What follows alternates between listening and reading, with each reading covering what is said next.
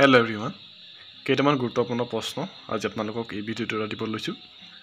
আগতে আহি থকা চাকৰিৰ লগত জড়িত বিভিন্ন পৰীক্ষাৰ বাবে খুবেই গুৰুত্বপূৰ্ণ জানি লওকচোন পলকতে কেইটামান গুৰুত্বপূৰ্ণ প্ৰশ্ন ইয়াত দিছে ক্লাছ 10 লেভেলৰ ছ'চিয়েল সায়েন্সৰ আৰু এইটো দি যাম ক্লাছ 9 10 তেনেকৈ আপোনাৰ 8 গোটেই কুৱেশ্যনসমূহ ছ'চিয়েল সায়েন্সৰ দেখাই দিম আপোনালোকক ফাৰ্ষ্ট কুৱেশ্যন দিছে হিন্দু সভ্যতাৰ পূব সীমা গাঙ্গেয় উপত্যকাৰ কোন ঠাইলৈ বিস্তৃত আছিল আনসাৰটো হৈছে যে আপোনালোকৰ হিন্দু সভ্যতাৰ পূব সীমা গাঙ্গেয় উপত্যকাৰ মিৰাটলৈকে বিস্তৃত আছিল নেক্সট হৈছে হিন্দু সভ্যতাৰ নাগৰিক সংস্কৃতিৰ বিকাশ কেতিয়া হৈছিল হিন্দু সভ্যতাৰ নাগৰিক সংস্কৃতিৰ বিকাশ প্ৰায় 4000 চনত হৈছিল ঋগ্বেদৰ আনুমানিক ৰচনাকাল হৈছে ইয়াত চাই লওক এনচাৰটো দিছে ঋগ্বেদৰ আনুমানিক ৰচনাকাল হৈছে খ্ৰীষ্টপূৰ্ব 1500 চনৰ পৰা খ্ৰীষ্টপূৰ্ব 1000 চন পৰ্যন্ত নেক্সট ভাৰতৰ ৰাষ্ট্ৰীয় প্ৰতীকত থকা সত্যমেৱ জয়তে এই বাক্যশাৰী মূলতঃ কোন গ্ৰন্থৰ পৰা লোৱা হৈছে এইটো প্ৰায় বহুত পৰীক্ষাত আহিছে ভাৰতৰ ৰাষ্ট্ৰীয় প্ৰতীকত থকা সত্যমেৱ জয়তে এই বাক্যশাৰী মূলতঃ মুণ্ডক উপনিষদ গ্ৰন্থৰ পৰা লোৱা হৈছে নেক্সট প্ৰাচীন ভাৰতৰ ৰচিত ৰাজনীতি বিজ্ঞান বিষয়ক বিখ্যাত গ্ৰন্থখনৰ নাম কি হৈছে প্ৰাচীন ভাৰতৰ ৰচিত ৰাজনীতি বিজ্ঞান বিষয়ক বিখ্যাত গ্ৰন্থখনৰ নাম হ'ল কৌটিল্যৰ দ্বাৰা ৰচিত অৰ্থশাস্ত্ৰ নেক্সট বিবিধতাৰ মাজত একতা এই বাক্যাংশ কোন গ্ৰন্থৰ জৰিয়তে স্থায়িত্ব লাভ কৰিলে বিবিধতাৰ মাজত একতা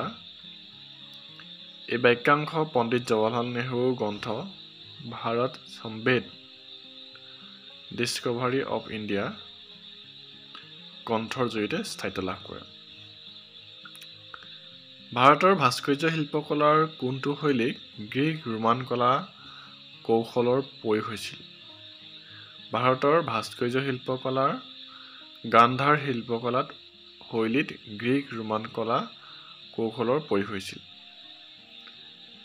ভৰতমুনি নাট্যশাস্ত্ৰ কেতিয়া ৰচিত হৈছিল ভৰতমুনি নাট্যশাস্ত্ৰ খ্ৰীষ্টপূৰ্ব 200 চনৰ পৰা দ্বিতীয় শতিকালৈকে ৰচিত হৈছিল ভাৰত নাট্যশাস্ত্ৰত কিমানটা শ্লোক আছে ভাৰত নাট্যশাস্ত্ৰত 6টা শ্লোক আছে হেৰাকা আন্দোলন কি খুবেই এটা ইম্পৰ্টেণ্ট প্ৰশ্ন হেৰাকা আন্দোলন স্বাধীনতা সংগ্ৰামী ৰাণী গাইডালুৱে নাগালেণ্ডৰ পৰম্পৰাগত ধৰ্মবিশ্বাস তথা সংস্কৃতি সংৰক্ষণ তথা পুনৰ প্ৰৱৰ্তন কৰাৰ উদ্দেশ্যে হেৰাকা আন্দোলন গঢ়ি তুলিছিল নাগালেণ্ডৰ হৰ্ণবিল উৎসৱ কি জীৱৰ নামত উৎসৰ্গিত নাগালেণ্ডৰ হৰ্ণবিল উৎসৱ ধনেশ পক্ষীৰ নামত উৎসৰ্গিত খুব এটা ইম্পৰ্টেণ্ট প্ৰশ্ন ধনেশ পক্ষীৰ নামত উৎসৰ্গিত নেক্সট সবচৰ কুট কোন ৰাজ্যৰ পৰম্পৰাগত উৎসৱ সবচৰ কুট মিজোৰাম ৰাজ্যৰ পৰম্পৰাগত উৎসৱ মিজো শব্দৰ অৰ্থ কি মিজো শব্দৰ অৰ্থ হ'ল পাহাৰৰ বাসিন্দা নেক্সট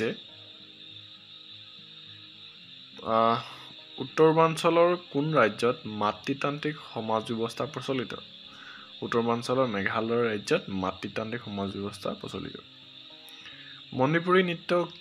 কি মূল বিষয়বস্তুক আলম কৰি গঢ়ি উঠিছিল মণিপুৰী নৃত্য চৈতন্য মহাপ্ৰভুৰ শৈশৱ কৃষ্ণলীলা আদিক মূল বিষয়বস্তুক আলম কৰি গঢ়ি উঠিছে অসমৰ প্ৰাচীন নাম কি আছিল দিছে অসমৰ প্ৰাচীন আমি গম পাওঁ প্ৰাগজ্যোতিষপুৰ আৰু কামৰূপ আছিল কি বড়োমূলীয়া শব্দৰ পৰা অসম নামটো উৎপত্তি হোৱা বুলি অনুমান কৰা হয় হাচুম বড়োমূলীয়া শব্দৰ পৰা অসম নামটো উৎপত্তি হোৱা বুলি অনুমান কৰা হয় চৰ্যাপদ মানে কি চৰ্যাপদ মানে হৈছে কেইটামান সহজজান পন্থীৰ গীত নেক্সট কুৱেশ্যনটো হৈছে মাধৱ কন্দলীয়ে কাৰ পৃষ্ঠপোষকতা লাভ কৰি সপ্তকাণ্ডৰ ৰামায়ণ অনুবাদ কৰিছিল মাধৱ কন্দলীয়ে বৰাহী ৰজা মহামাণিক্যৰ পৃষ্ঠপোষকতা লাভ কৰি সপ্তকাণ্ড ৰামায়ণ অনুবাদ কৰিছিল এই কুৱেশ্যনটো আহিছে কেৱলকে পাব নেক্সট অসমৰ গদ্য সাহিত্যৰ সূচনা কোনে কৰিছিলে আচ্ছা উত্তৰটো হৈছে অসমৰ গদ্য সাহিত্যৰ সূচনা শংকৰদেৱে কৰিছিলে জিকি আৰু জাৰি কোনেৰে ৰচনা কৰিছিল জিকি আৰু জাৰি আজান পীৰ ৰচনা কৰিছিল আজান পীৰ কোন আছিলে আজান পীৰ ইছলাম ধৰ্মীয় সংগীত জিকি আৰু জাৰিৰ ৰচক তেওঁৰ অন্য নাম আছিল শ্বাহ মিলন আজান পীৰ কেতিয়া অসমলৈ আহিছিলে আজান পীৰ ত্ৰয়োদশ শতিকাত অসমলৈ আহিছিল দ পৰ্বতীয়া শিলৰ তোৰণখন কেতিয়া নিৰ্মিত হৈছিল দ পৰ্বতীয়া শিলৰ তোৰণখন খ্ৰীষ্টীয় 6ষ্ঠ শতিকাত নিৰ্মিত হৈছিল চাংৰুং ফুকন কি দায়িত্বত ন্যস্ত আছিল চাংৰুং ফুকনৰ প্ৰধান দায়িত্ব আছিল ৰাস্তা ঘাট প্ৰাসাদ মঠ মন্দিৰ ঘৰ দুৱাৰ আদি নিৰ্মাণ আৰু জোখমাখ আদি চোৱা চিতা কৰা লোকসংগীতত আগবঢ়োৱা অৱদানৰ বাবে অসমৰ কোন শিল্পীক পদ্মশ্ৰী সন্মান প্ৰদান কৰা হৈছিল লোকসংগীতত আগবঢ়োৱা অৱদানৰ বাবে অসমৰ শিল্পী প্ৰতিমা পাণ্ডে বৰুৱা পদ্মশ্ৰী সন্মান প্ৰদান কৰা হৈছিল অসমৰ প্ৰথম বাৰ্তালোচনীখনৰ নাম কি আছিল অসমৰ প্ৰথম বাৰ্তালোচনীৰ নাম আছিল অৰুণোদয় উত্তৰপূৰ্বাঞ্চলৰ অষ্ট্ৰিক নগোষ্ঠীৰ অন্তৰ্ভুক্ত জাতিটো কি উত্তৰপূৰ্বাঞ্চলৰ অষ্ট্ৰিক নগোষ্ঠীৰ অন্তৰ্ভুক্ত জনজাতিটো হৈছে মেঘালয়ৰ খাচীসকল ৰচয়িতাখনৰ নাম কি আছিলে নাম সুধিছে যে কোনে মানে কি ৰচনা কৰিছিলে অৰ্থশাস্ত্ৰ কৌটিল্য হস্তিবিদানৱ সুকুমাৰ বৰকাইত কীৰ্তন শংকৰদেৱ নামঘোষা মাধৱদেৱ চুৰধৰা পিম্পৰাগোচা মাধৱদেৱ কালিয়া দমন শংকৰদেৱ ৰাম বিজয় শংকৰদেৱ কথাগীতা ভট্টদেৱ ৰাজত ৰংগিনী কলহন ভাৰত সমবেত জগন্নাথ আছে দিছে নেক্সট খ্ৰীষ্টীয় 6ষ্ঠ শতিকাৰ পিছত ভাৰতলৈ অহা দুই বিদেশী জাতিৰ নাম হৈছে কি দিছে চাওক গ্ৰীকসকল আৰু আৰ্যসকল নেক্সট হিন্দু উপত্যকাত আৱিষ্কৃত হোৱা ধৰ্মীয় উদ্দেশ্যত ব্যৱহৃত হোৱা দুটা মূৰ্তিৰ নাম কি আছিলে দিছে আচ্ছা পশুপতি সদৃশ মূৰ্তি আৰু মাতৃ দেৱীৰ মূৰ্তি অষ্ট্ৰীসকলে ভাৰতীয় সংস্কৃতিলৈ আগবঢ়োৱা অৱদান ধান খেতি আৰু কুঁহিয়াৰ পৰা গুড় প্ৰস্তুতকৰণ দিছে চাৰিবিধৰ নাম আমি গম পাওঁ ঋগ্বেদ যজুৰ্বেদ সামবেদ আৰু অৰ্থবেদ নেক্সট এটা দিছে অশোক দ্বাদশ মুখ্য শিলালিপিত ধৰ্মীয় উদাৰতাৰ বিষয়ে কি লিখা আছিল তৃতীয় শতিকাত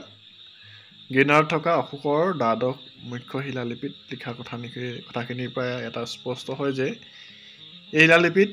লিখা কথাখিনিয়ে ভাৰতীয় শাসকসকলৰ ধৰ্মীয় সহিষ্ণুতাৰ প্ৰাচীনতম সাক্ষ্য বহন কৰিছে এই শিলালিপিত কোৱা হৈছে যে কোনেও নিজৰ ধৰ্মটোৰ প্ৰশংসা আৰু অন্য ধৰ্মক হীন বুলিব নালাগে ইয়াৰ পৰিৱৰ্তে আটাইবোৰ ধৰ্ম আহৰণ কৰি সমন্বয়ৰ পথ অনুসৰণ কৰিব লাগে সংস্কৃতি বহুত্ববাদ মানে কি দিছে বহুত্ববাদ মানে ভাৰতৰ প্ৰাচীন যুগৰ দুগৰাকী বিজ্ঞানী ইয়াত দিছে আৰ্যভট্ট আৰু ব্ৰহ্মগুপ্ত আছে ভাৰতৰ প্ৰাচীন দুখন চিকিৎসা শাস্ত্ৰৰ নাম দিছে চৰক সংহিতা আৰু সুশ্ৰুত সংহিতা দিছে